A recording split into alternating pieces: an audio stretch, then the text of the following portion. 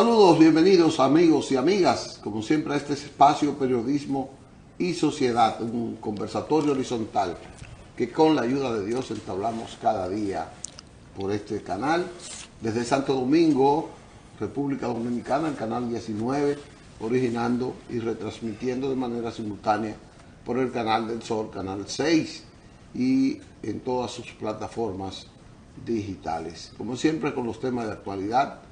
Hoy lunes siempre tendremos al doctor Alfredo Polanco y acompañado también de aquí de el inefable Gregory Caimaris, californiano por naturaleza. Buenos días, Licho, buenos días. Gracias por la procedencia. Sí, como ya has dicho, vamos a conversar con el doctor Alfredo Polanco y significar que hoy inicia un nuevo mes, el mes 8 del año 2022, agosto. Así que entiendo que vamos a comerciales. Sí. Luego de los comerciales, como siempre los lunes, Alfredo Polanco, su doctor.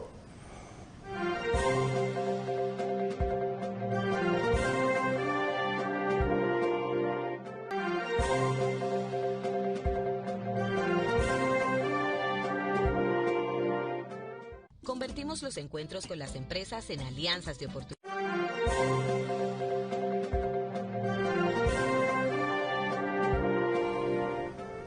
Bien, regresamos con ustedes. Les decíamos que hoy lunes estará siempre, como está cada semana, el doctor Alfredo Polanco con un tema de la actualidad, Gregorio.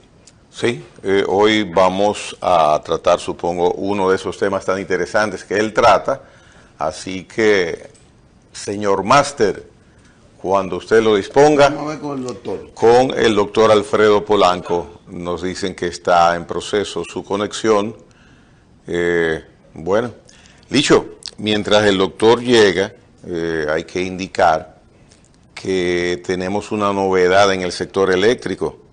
El presidente, el director ejecutivo de la Superintendencia de Electricidad, en el día de ayer envió su carta de renuncia al presidente de la República, Luis Abinader, y esto se produce en un momento en que el gobierno está administrativamente dando instrucciones precisamente a ese organismo para que se reviertan los aumentos que se han hecho últimamente en la tarifa de la electricidad, producto de la firma del pacto eléctrico. Algo que es novedoso es que se indica que la retroactividad en corregir el último aumento no se limita al producido en el mes de julio, sino que va a partir desde el mes de noviembre, cuando inició el proceso de incrementos en la tarifa eléctrica a nivel nacional. O sea, que siendo así, tendremos una tarifa similar a la que hemos venido teniendo en los últimos años. O sea que para iniciar el mes de agosto, esta es una noticia pues muy interesante. Lo que sorprende es, y sorprende para bien, que se haya producido con retroactividad al mes de noviembre. Sí, inclusive cuando el presidente habló en días pasados, que lo abordaron los periodistas, dijo que el último aumento iba a revertirse, a reversarse. Enhorabuena y bienvenida a esa decisión de la Superintendencia de Electricidad. El señor Velasco sale del cargo con efectividad al día de ayer, 31 de julio, a las 8:30 de la mañana, de acuerdo a como consta en la comunicación enviada por a la Presidencia de la República, al presidente Luis Abinader. Bueno, la idea de la renuncia del superintendente, yo pienso que tuvo que ver con varias cosas. El aumento de los salarios que se dieron, que fueron duramente criticados por la sociedad, porque fueron aumentos que se hicieron en esa parte nada más, y con el aumento de las tarifas. Pero ese es un tema que vamos a dejarlo para profundizar más tarde. Ya tenemos en la línea al doctor Alfredo Polanco, con quien vamos a conversar hoy sobre un tema que él nos trae. Buenos días, doctor. Buenos días, Licho. Buenos días, Gregory. Y buenos días a nuestro público que como cada día, de lunes a viernes, está pendiente a las novedades de este importante espacio. Y los lunes, con un tema de bastante interés para nosotros y para ustedes, que es sobre la medicina. En el día de hoy vamos a tratar un tema sumamente relevante y es sobre la insuficiencia renal crónica. Muchos pacientes nos hacen la pregunta, se asombran cuando nosotros le proponemos tratamiento de sustitución renal, diálisis. Entonces vamos a tratar ese tema, ya que cada día tantas personas tienen esta dolencia. 13% de la población mundial, según la Organización Mundial de la Salud, tiene algún grado importante de deterioro renal, o sea, algún grado de insuficiencia renal crónica, que posteriormente podría conllevar a lo que es el reto, tratamiento o sustitución renal. Y por eso quisimos traer este tema. Entonces, Vamos a ver, vamos a entrar en detalle, doctor. Se está produciendo como un pequeño desnivel. Parece que en la comunicación con el doctor, en el aspecto de el internet, como que está afectándose un poco. Pero continúe, doctor, a ver si es aquí que está el problema y si no, lo arreglamos después. Ok, la insuficiencia renal crónica es el deterioro de la función de los riñones que trae como consecuencia una incapacidad de este órgano de realizar todas las actividades que normalmente hacen. El riñón no solamente se encarga de la producción de la orina, sino que los riñones son órganos que producen muchas sustancias, por ejemplo, que es una hormona indable para la maduración de los glóbulos rojos. Por eso los pacientes con insuficiencia renal crónica, antes que van a regulan lo que es el mantenimiento de la presión arterial. Por eso todos los pacientes con insuficiencia renal crónica, lo que es la presión. Por ejemplo, cuando usted ve a un pacientito de 20 años, 25 años con una presión exagerada, usted puede deducir en muchos casos que ese paciente tiene un problema importante de los riñones, que podría ser una insuficiencia renal. También regula lo que es el metabolismo de los electrolitos y del agua. Por eso los pacientes con insuficiencia renal crónica van a adaptaciones importante por la cual el paciente con insuficiencia renal crónica fallece. Otro problema es deficiencia de vitamina D. O sea, la vitamina D nosotros la adquirimos tanto de la dieta como de los rayos solares. Sin embargo, cuando usted tiene sus riñones adecuados, la vitamina D se convierte en D3, que es indispensable para que sea el calcio a nivel intestinal. O sea que si el paciente no tiene vitamina D3, va a tener un déficit de calcio. Entonces, por eso es importantísimo nosotros hacerle entender al paciente que el paciente con insuficiencia renal crónica no es el problema de orinar, de que no puede regular los líquidos, etcétera. Es el paciente que tiene un conjunto de síntomas y signos que todos deben de ser manejados por un especialista del área, que es el médico nefrólogo. Ahora bien, ¿qué es lo más importante de todo esto?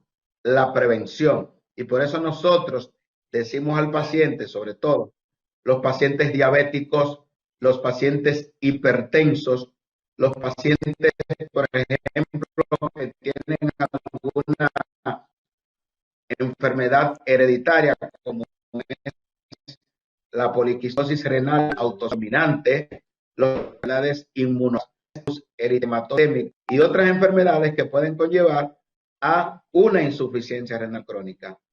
Otros casos importantísimos son los pacientes que utilizan medicamentos que son tóxicos para los riñones.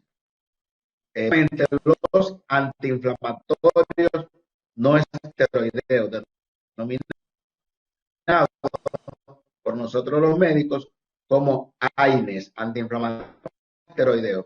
Estos medicamentos son todos de mayor o menor grado tóxicos para los riñones. Y debemos de tener de la función. Un dato importante es que nosotros debemos de cuenta que aunque los riñones se deterioren exageradamente en muchos o en casos, este paciente no va a presentar ninguna sintomatología en principio. Es decir, un paciente puede tener un deterioro importante de la función renal y no sentir absolutamente nada. Y de ahí viene el problema de que el paciente dice, oh, el doctor me propuso diálisis. El doctor me dijo que mis riñones ya prácticamente tienen una función de un 30% o menos. Sin embargo, yo no siento ningún dolor. Nunca me ha dolido la espalda. Eso es un tremendo error, que el paciente crea de que si no le duele la espalda, no tiene problema de los riñones. Y hay que decir que la mayoría de dolor de espalda no tiene nada que ver con alteraciones de los riñones. Generalmente el paciente que tiene dolor de espalda tiene lo denominado una lumbalgia mecánica, problemas de la columna, problema muscular, etcétera. Entonces, que como nosotros sabemos ya el porcentaje de que tienen problemas de insuficiencia renal crónica, dijimos anteriormente, entre un 11 a un 13% de la población mundial, y sabemos cuáles son las causas que conllevan a insuficiencia renal crónica, ¿qué es lo que debemos hacer? ¿Qué nos compete a nosotros como médicos y a usted como paciente, quizás para enlentecer la progresión de insuficiencia renal crónica y en muchos casos evitar la llegada a diálisis? Pues una conducta, una actitud preventiva. Por ejemplo, se demostró que en el año 2020, en el año de la pandemia, el 44.4% de todos los pacientes que requirieron terapia de sustitución renal, es decir, los pacientes que de una manera u otra presentaron un deterioro irreversible de la función renal, que requirieron diálisis o trasplante, la causa principal fue la diabetes. Por tal motivo, si nosotros sabemos ya que la diabetes representa cerca del 50% de todos los pacientes que tenemos requiriendo terapia de sustitución renal, pues nosotros lo que tenemos que hacer es que todo paciente inmediatamente se le diagnostica la diabetes. Es importantísimo que así como acude en tensión a donde un oftalmólogo para ver si hay deterioro de la vista, retinopatía diabética, también debe de acudir de primera intención a donde el nefrólogo. Ese nefrólogo se va a encargar de realizarle una pesquisa, unos análisis que todos conocen, la mayoría de los pacientes diabéticos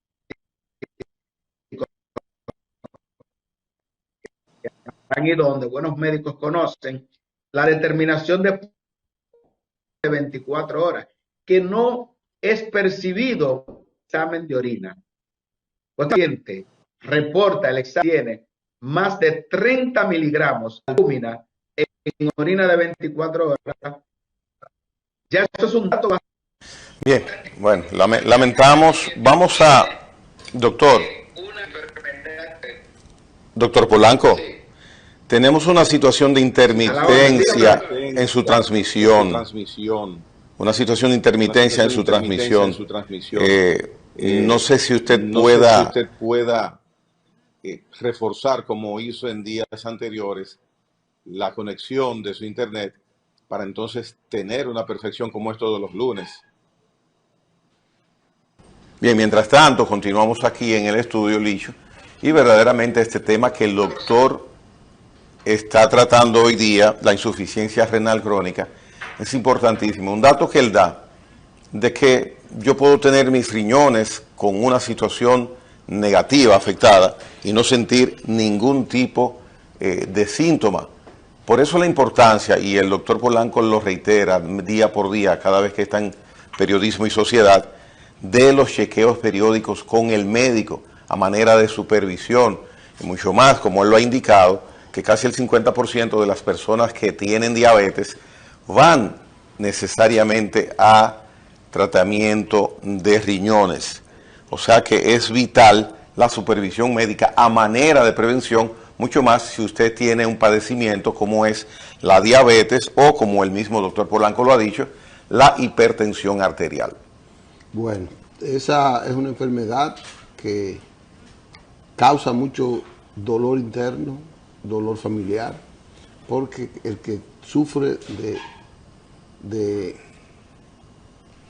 el que tiene necesidad de una diálisis, que es el resultado de prolongar la vida para aquellos que tienen insuficiencia renal crónica, tienen no solo un problema emocional, sino que tienen un problema que tiene que aumentar el tiempo de manera considerable en esa persona.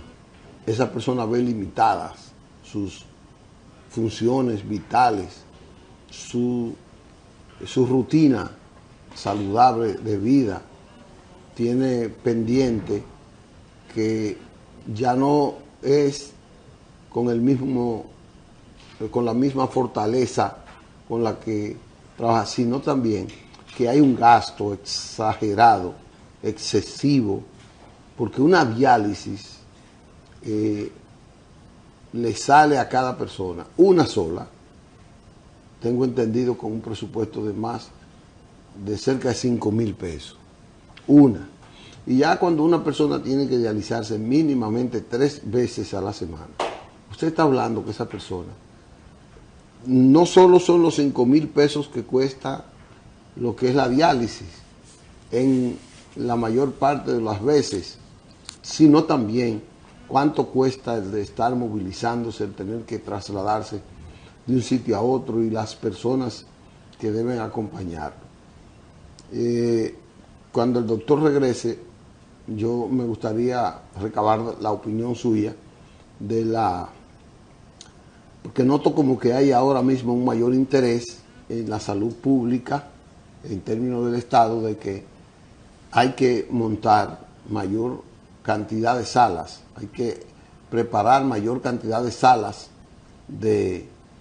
para dializar en distintos hospitales. Aquí son muy pocos las provincias, muy pocas que tienen salas de hidratación, de diálisis, y el sector privado como que dice, se ceba con esa trágica situación de los pacientes. Es decir, el pobre al que hay que dializarlo es una persona que por falta de recursos, por falta de apoyo circunstancial, emocional, de su entorno, de sus familiares, como fue por falta de comprensión de la necesidad de atenderse los riñones, ese es un paciente que en general de los casos muere corto, muere rápido. El que tiene mucho dinero no, yo conozco mucha gente que tienen 10 años que se están dializando, pero son gente con mucho dinero. Y conozco otras personas que, aunque tienen dinero, fallecen. Se decía que el periodo de supervivencia de una persona después de realizar era 5 años. Ya el doctor nos ha demostrado que no, que una persona puede vivir decenas de años dializándose. Pero repito, eso le cuesta, es muy costoso. Para el Estado es costoso. Y ahora, yo no sé si con esta voluntad que ha expresado el presidente Luis Abinader de aumentar a 2 millones de pesos la cobertura para las enfermedades catastróficas. Eso lo incluye, pero una enfermedad catastrófica yo pienso que es la diabetes, que es gran parte de la que origina la diálisis en esa parte. O sea que es una situación difícil que las personas pueden tener ahí. Todavía no tenemos al doctor. Estamos haciendo el esfuerzo para aumentar recobrar la transmisión, la conexión con el doctor, pero es sumamente difícil. Los riñones es un órgano vital, porque los riñones es como el filtro del cuerpo. Los riñones es el órgano que tiene que ver con la purificación de las sustancias. Por eso en la orina se expresa la deficiencia y la salud de un riñón o de los riñones de una persona.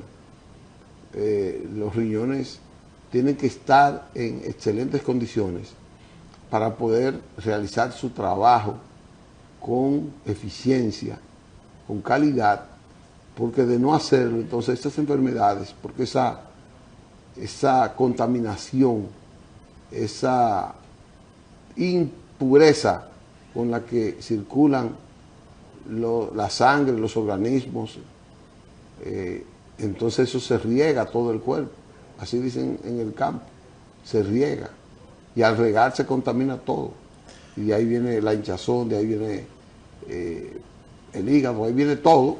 No, y como tú dices, el riñón es el filtro de toda sustancia que administra y suministra el organismo humano, y la única manera de mantener esos riñones en funcionamiento adecuado es con el proceso de diálisis, que es tan cruento por todo lo que implica.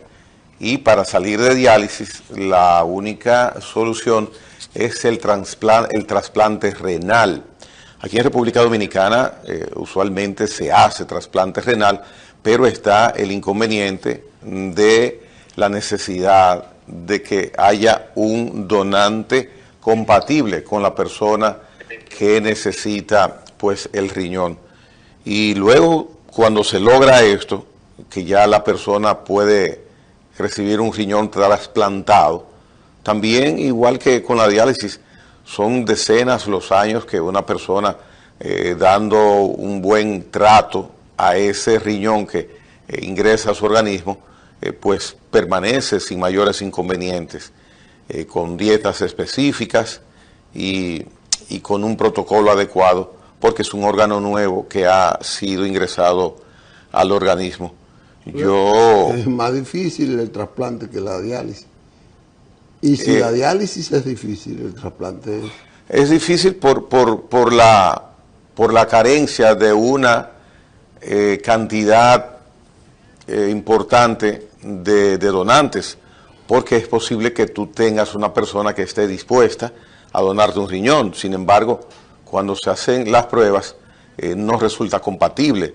Otras veces no aparece sencillamente el donante, pero la práctica en sí, la mecánica de hacer trasplantes en República Dominicana está bastante avanzada.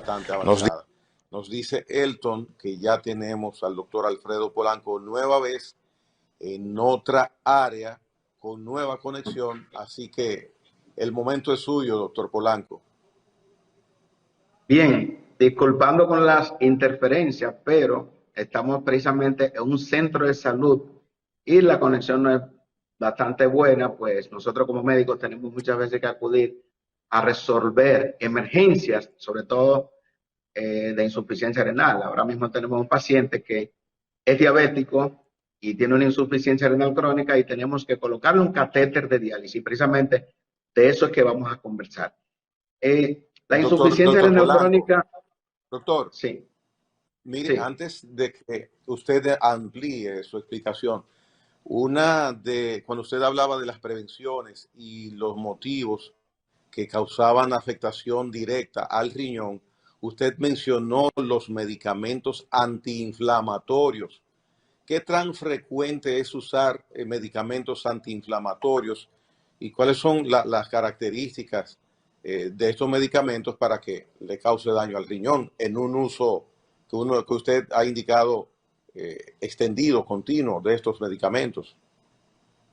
En los antiinflamatorios, aquí tenemos el ibuprofen, el diclofenac, naproxen, todos esos medicamentos que se utilizan, sobre todo para la artritis, que utilizamos para los dolores de cabeza, para los dolores musculares, todos los medicamentos utilizados de manera indiscriminada podrían conllevar a un daño renal, pues estos medicamentos van a disminuir la producción de una sustancia que es necesaria para los riñones, que provoca una vasodilatación renal. Entonces, si utilizamos de manera indiscriminada los antiinflamatorios, van a disminuir la producción de una sustancia llamada prostaglandina. Esa prostaglandina es necesaria para que el riñón tenga un flujo sanguíneo adecuado. Si utilizamos antiinflamatorios de manera frecuente, se disminuirá el flujo sanguíneo y el paciente puede conllevar a insuficiencia renal crónica. De hecho, en la década de los 90, de los 80, los antiinflamatorios representaban el 23% de las causas de insuficiencia renal crónica. Hubo unos antiinflamatorios que eran bastante dañinos y fueron retirados del mercado, denominados las derivados de las fenotiacinas. Actualmente no es ya tan frecuente, pero sí en pacientes con desconocimiento, pacientes deshidratados, pacientes ancianos, conllevan con frecuencia a insuficiencia renal crónica, sobre todo si esto se asocia a una enfermedad renal que el paciente tenga previamente. Por ejemplo, los pacientes diabéticos, los pacientes hipertensos que ya tienen un deterioro importante de la función renal. Cuando estos pacientes utilizan estos antiinflamatorios de manera indiscriminada, pueden conllevar a tener una insuficiencia renal crónica. Entonces, ¿qué tenemos que hacer? Como dijimos anteriormente, como la mayoría de los pacientes que desarrollan insuficiencia renal crónica es por la diabetes o por la hipertensión, todos los pacientes diabéticos, todos los pacientes hipertensos, todos los pacientes que tienen lupus eritematoso sistémico, por ejemplo, son pacientes que deben de ser evaluados por lo menos una vez al año con ese médico nefrólogo. El nefrólogo le va a indicar los estudios pertinentes y él va a determinar si usted tiene algún grado de afectación renal. Entonces, podemos nosotros, sobre todo ese paciente que está presentando, por ejemplo, albúmina en la orina, proteinuria, nosotros podemos indicarle unos medicamentos que van a disminuir la eliminación de proteinuria, de proteína por la orina. Y por tanto, nosotros vamos a retrasar la llegada de ese paciente a necesitar tratamiento de diálisis. Y en muchos casos, incluso, muchos de esos pacientes no van a llegar a una insuficiencia renal crónica definitiva. Ahora bien, cuando tenemos a un paciente que está extremadamente edematizado, que está hinchado, que nosotros le hacemos los análisis y que reportan una creatinina alta, que reportan un potasio alto, que el paciente está como un globo, que está muy edematizado, ya ese paciente, la alternativa que tenemos son la terapia de diálisis. Ese paciente que nosotros le decimos que tiene que dializarse, generalmente el paciente no acepta esa condición. El paciente generalmente dice, pero ¿qué es lo que pasa? ¿Por qué me están indicando diálisis si yo no tengo ninguna sintomatología importante muchas veces? Simplemente que me estoy hinchando y yo pienso que es del corazón. Entonces, cuando le hacemos los análisis que indicamos que ese paciente necesita diálisis, pues ya nosotros debemos de prepararlo o programarlo para una terapia de sustitución renal, que es la hemodiálisis o la diálisis peritoneal. ¿Qué ocurre? Que cuando le decimos a ese paciente que necesita diálisis, de primera intención el paciente no lo acepta. El paciente no acepta que tiene que dializarse. Como no lo acepta, pues ese paciente lamentablemente ocurre un deterioro importantísimo de la función renal y cuando ya vamos a dializarlo, es una diálisis de emergencia. Tenemos que colocarle un catéter de diálisis y ahí el paciente tiene mucho, o podría tener más complicaciones. ¿Por qué? Porque no, cuando nosotros preparamos a un paciente previamente que le hacemos una cirugía en el brazo, una fístula arteriovenosa, donde el paciente puede dializarse por ahí, a que nosotros tengamos que colocarle un catéter de diálisis. Entonces, por eso nosotros hablamos muy bien con nuestros pacientes, tratamos de explicarles que deben de prepararse tempranamente para recibir diálisis. Los pacientes que lo aceptan de primera intención tienen un excelente pronóstico. Ahora, ¿qué ocurre?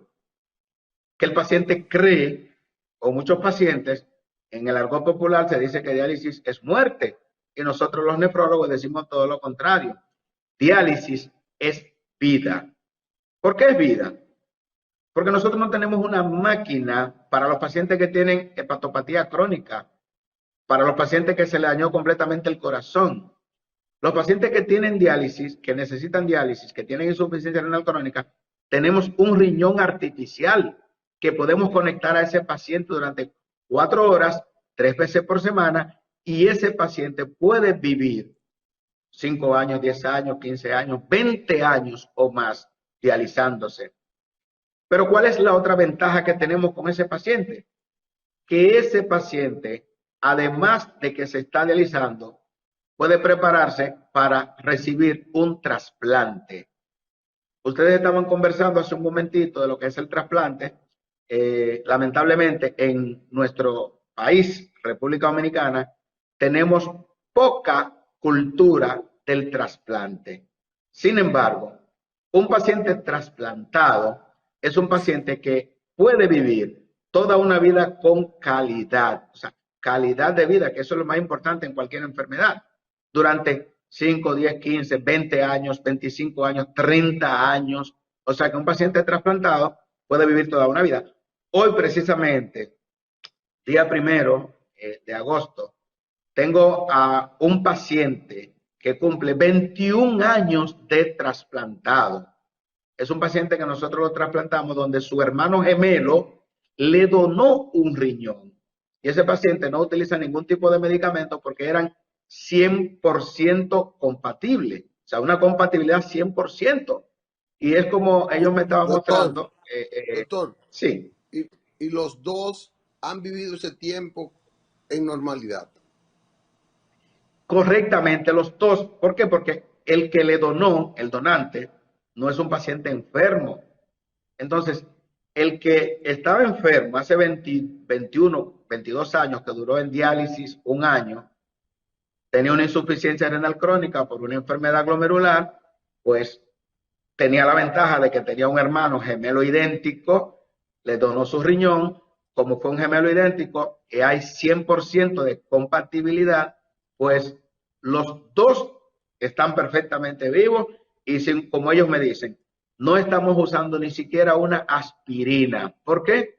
Porque compartían todos los genes. Entonces, es una ventaja para los pacientes el trasplante renal. Pero, ¿cómo usted puede prepararse para recibir un riñón trasplantado? Si usted se está dializando, claro que sí. ¿Por qué? Porque en la diálisis, como quiera que sea, te va a eliminar todos los tóxicos. Podemos preparar 100% al paciente en lo que aparezca el riñón, cuando apareció el riñón, que puede ser un familiar que te done, pero aquí en República Dominicana inclusive no habría la necesidad de donantes vivos relacionados por la gran cantidad de posibles donantes que se pierden todos los días en los hospitales, producto de ¿qué? De los accidentes de tránsito. O sea, cada paciente que fallece en un accidente de tránsito que antes de fallecer es llevado a un hospital y que presenta muerte cerebral, muerte encefálica, ese paciente es un posible candidato. ¿Para qué? Para que dos pacientes que están en diálisis reciban cada uno un riñón. O sea que con un solo paciente podríamos sacar a dos de una insuficiencia o de la diálisis. Doctor, Entonces, un resumen para no llegar a la diálisis y al trasplante necesario. un resumen.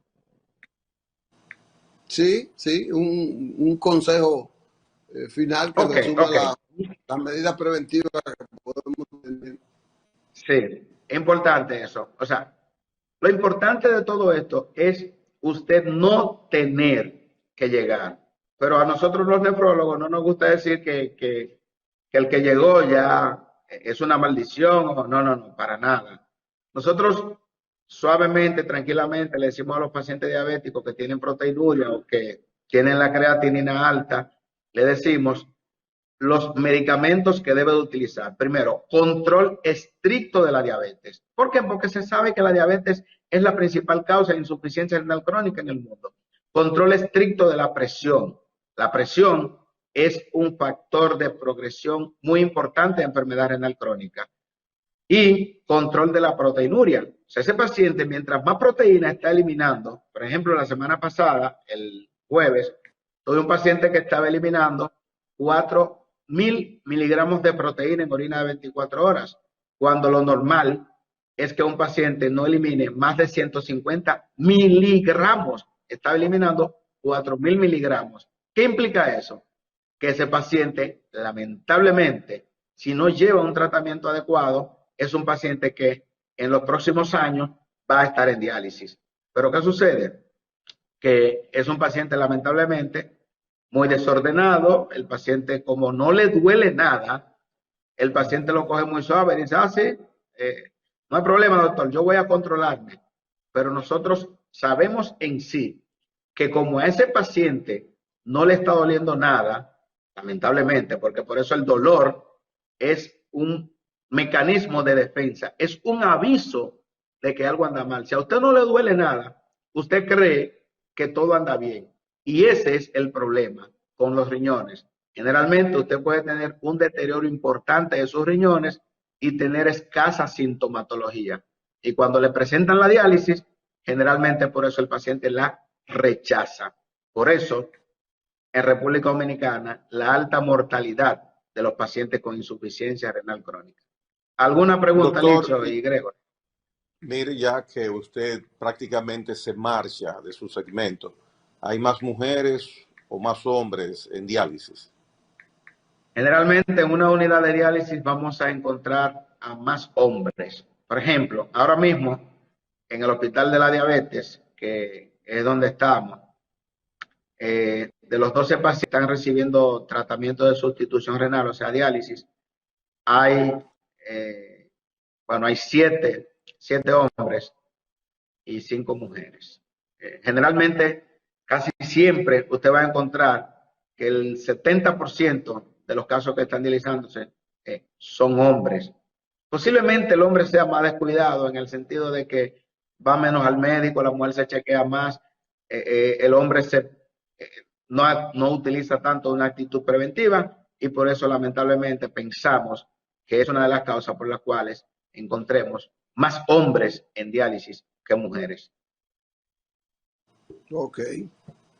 Eso quiere decir que las mujeres o violan más las reglas, son más preventivas o algo hacen ahí, porque no puede ser Algo solo están el haciendo las mujeres. Así es. Doctor, gracias. Gracias. Sabemos que usted tiene varios pacientes que le esperan ahí. Como siempre, nos robamos unos minutos. Pero gracias por esta gran cátedra que usted nos da cada día aquí en este Periodismo y Sociedad de los lunes. Bueno, y pedimos disculpas por la transmisión. No siempre se transmite en el mismo lugar y tenemos siempre algunas ocasiones de emergencia. Hasta el próximo lunes, si Dios quiere. Gracias, doctor. Hasta entonces, doctor.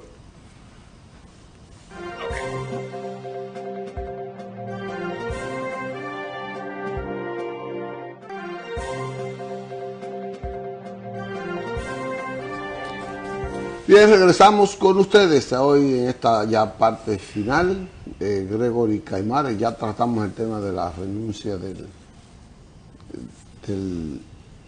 superintendente de electricidad. No es fácil, hay que tener una vocación de sacrificio. Mucha gente lo que está acabando ahora, pero él tenía 20 y pico de años trabajando en esa institución. Y por un cumplimiento moral, por un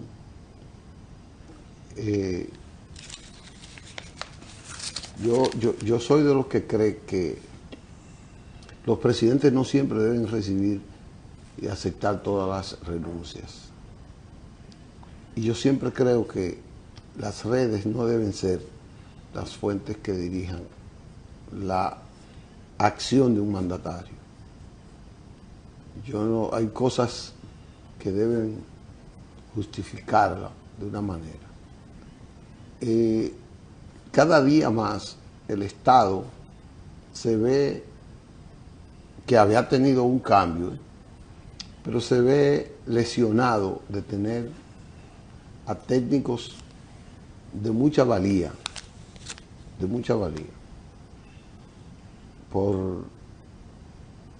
porque el Estado no quiere pagarle bien a los buenos profesionales. Un ingeniero de cualquier área en el Estado, no es raro encontrarlo ganando 30 y 40 mil pesos. Ingeniero con currículum internacional. Un joven que se va a preparar con todos los requisitos del mundo. Ese joven viene aquí a darle su servicio al país.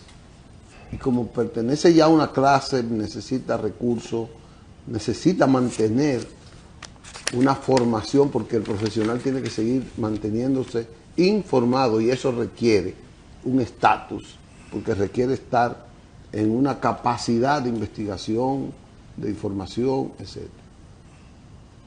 Es verdad que todo el mundo necesita un aumento de salario. Es verdad que la canasta familiar no da para lo que está recibiendo la mayoría de los obreros. Eso es cierto. Y que estamos viviendo en una época sumamente difícil. Pero es muy posible que usted, yo creo que el corrupto aquí es fruto de la formación familiar, de la integridad moral, más que todo que por la necesidad material. Pero cuando hay debilidades de esas cosas y usted compensa un buen salario con la capacidad, de la profesionalidad de un ciudadano, de un joven que le está prestando su servicio para estar tranquilo. Es como un médico. Como un médico tiene que trabajar 3 y 4 turnos para poderse ganar 100 mil pesos. Un médico que tiene que durar 12 y 14 años estudiando, que es de quien depende la vida de todo el que va a un hospital. Entonces gana 80, 40, 30, 40 mil pesos. Todas esas cosas no deben verse como desaguisado. Aquí hay mucha gente que condena eso de una manera que yo no sé cómo calificarlo muchas veces. Pero el señor Rafael Velasco, como ya había dicho hace unos minutos, renunció en el día de ayer con efectividad a las 8:30 de la mañana. El aumento que se produjo en su salario y el de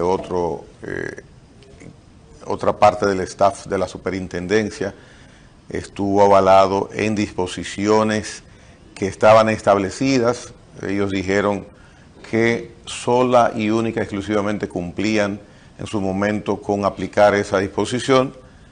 Entonces fue un pecado que cometieron, porque si estaba autorizado. Ahora, la parte de imagen del momento de ejecutar ese aumento programado, establecido, legal, pues parece que fue lo que detonó, junto con la presión social, la presión mediática, que estas personas se vieran compelidas, como es el caso del presidente de la Superintendencia de Electricidad, a renunciar. Y como tú dices, la presión mediática, pues no pudieron resistirla. Renunció también la directora de Conani, que no tenía muchos meses, no llegaba al año de haber sido escogida para la posición. No se conoce hasta el momento de manera oficiosa por parte de ella, ni de ninguna fuente del gobierno, cuál es la motivación que produjo su renuncia del importantísimo organismo de la niñez, Conani. Seguro, una irrebatible, que uno tiene que asumir que es la verdad, pero es irrebatible, aunque no sea la verdad. Me voy a atender mi familia, tengo que dedicarle más tiempo a mi familia. No hay una razón más importante de usted dejar cualquier cargo que atender a darle una mejor formación a su familia. Siempre y cuando esa razón sea la justificativa de la decisión. Aunque no sea. Aunque no sea. Bueno. La familia está por encima de todo. Por encima de todo. No hay cuarto que valore. No hay cuarto que valore. No, tú sabes bien. La buena atención a una familia. Tú sabes bien. Y si una persona alude a atender su familia para ir y renuncia a un cargo que gana determinada suma, oye, tú no le puedes rebatir eso. Sí, pero eso es la posición formal, la posición protocolar, pero se conoce que nunca es así. Nunca es así, que el motivo es otro, que quizás uno nunca conozca. Hay gente que renuncia porque tiene que dedicarse a atender su salud. Ah, ya es lo mismo. Esa es otra situación. Ya esa es otra situación. Esa es otra cosa. Sí, pero eso es una situación comprobable y verídica en muchas ocasiones. No. Lo de la familia dice Elton, es una muletilla. No es una muletilla. Dice el pequeño que tenemos que irnos. Y eso sí que no es una muletilla. La muletilla real es que nos veremos mañana, a esta misma hora, en este Periodismo y Sociedad, si Dios quiere.